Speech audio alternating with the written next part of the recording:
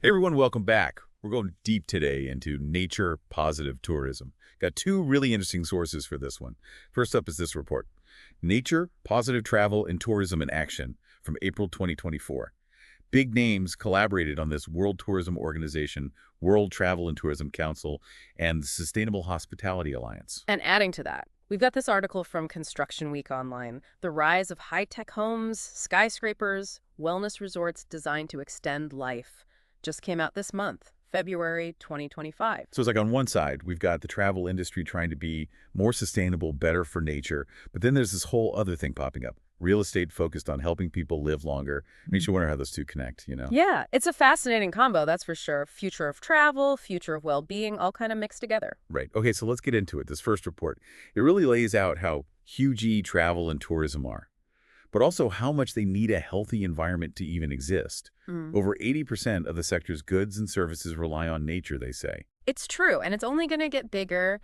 This nature-based tourism is booming. All the eco-lodges, wildlife tours, adventure stuff. By 2030, they're saying it'll be worth $665 billion a year. Wow. But here's the thing. Tourism is also a big contributor to that whole triple planetary crisis. Climate change, pollution, all that. Kind of a weird situation, right? The industry relies on a healthy planet, but it's also hurting it. Exactly, and that's the big question. Can it grow without ruining the very thing it depends on? That's where this nature-positive tourism comes in. Yeah, it's not just do less harm anymore. This report is all about actually restoring nature, making the travel industry a force for good. It's a pretty ambitious idea. One thing that caught my eye was the mention of the Kunming-Montreal Global Biodiversity Framework, specifically that goal of making the travel industry a guardian of nature. Ambitious, yeah, but the report actually gives a roadmap for businesses. To actually achieve that, it's broken down into 4 phases. Assess and define, reduce and restore, monitor and report, collaborate and communicate. So it's a step-by-step guide, walking companies through figuring out their impact and then what to do about it. Some of the examples were really interesting. They mentioned a hotel in the Canary Islands. They're using something called eDNA sampling to check on the health of the ocean nearby. Oh yeah, eDNA sampling is pretty cutting edge. They basically analyze the DNA fragments in the water. It helps them identify the different species there and see how the populations are doing. That way, the hotel can be sure they're sourcing their seafood sustainably and helping the whole ecosystem. It's amazing how science is playing such a big part in making tourism more sustainable. And it's not just businesses either. The report also talks about how governments are getting more involved, shaping policies around sustainable tourism. Absolutely. They talked about New Zealand's industry transformation plan, aiming to completely rebuild their tourism industry, with regeneration and sustainability at the core, putting people and the environment first. And Jordan's Ministry of Tourism is doing some impressive things too.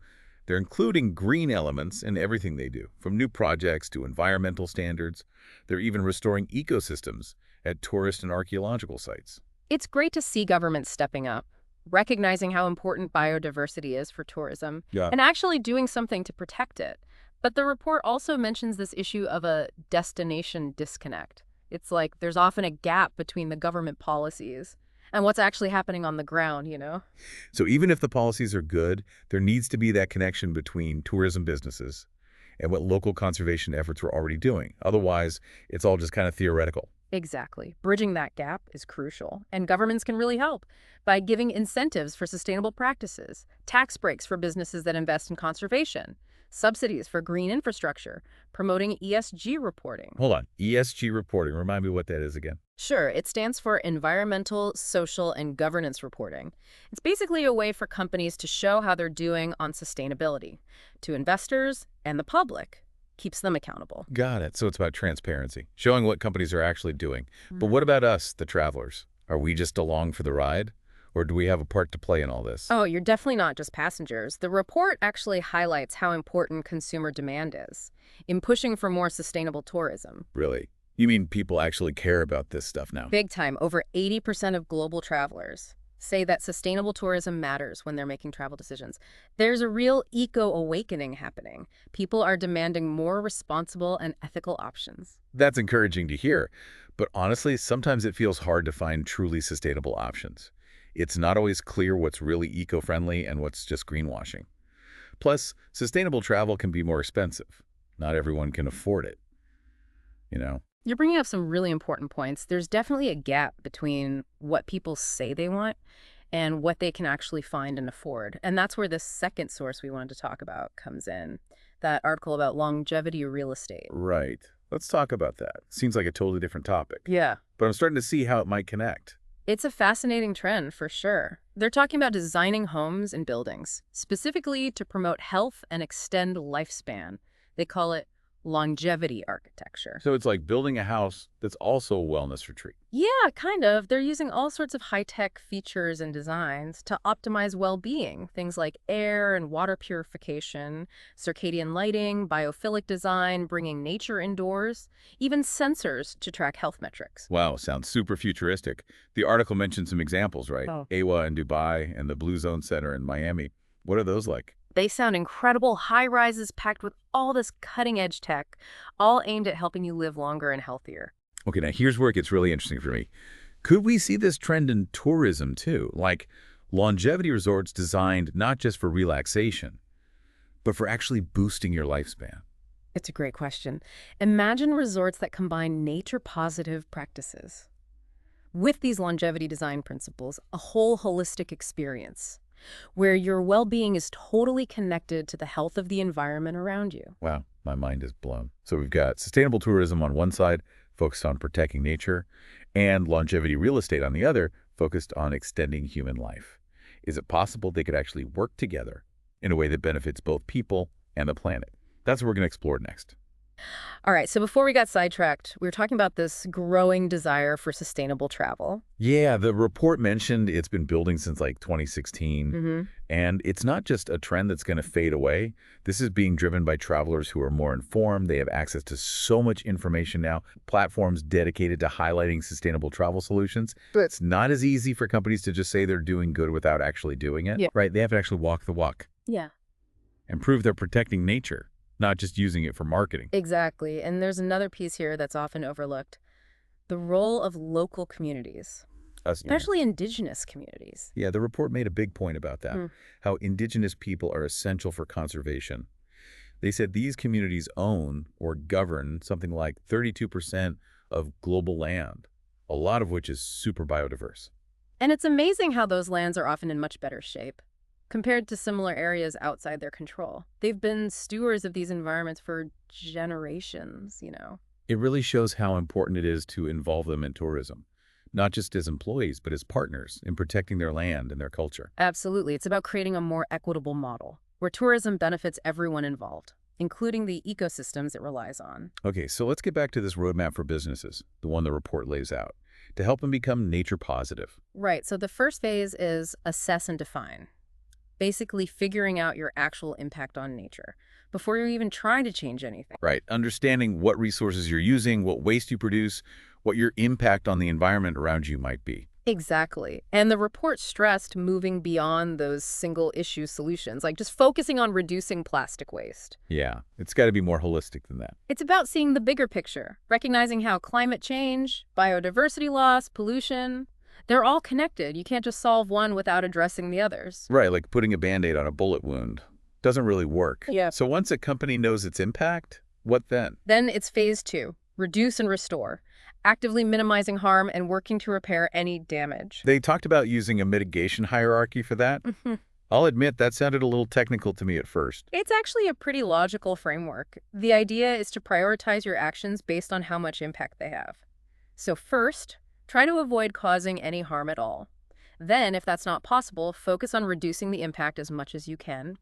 And finally, work to restore and regenerate what's been damaged. Okay, that makes sense. I remember the report mentioned a hotel in the Maldives doing some cool stuff. Oh yeah, they've implemented a whole bunch of measures to protect their lagoon. Composting food waste, using solar panels. And they're even working with the Manta Trust to protect the manta rays there.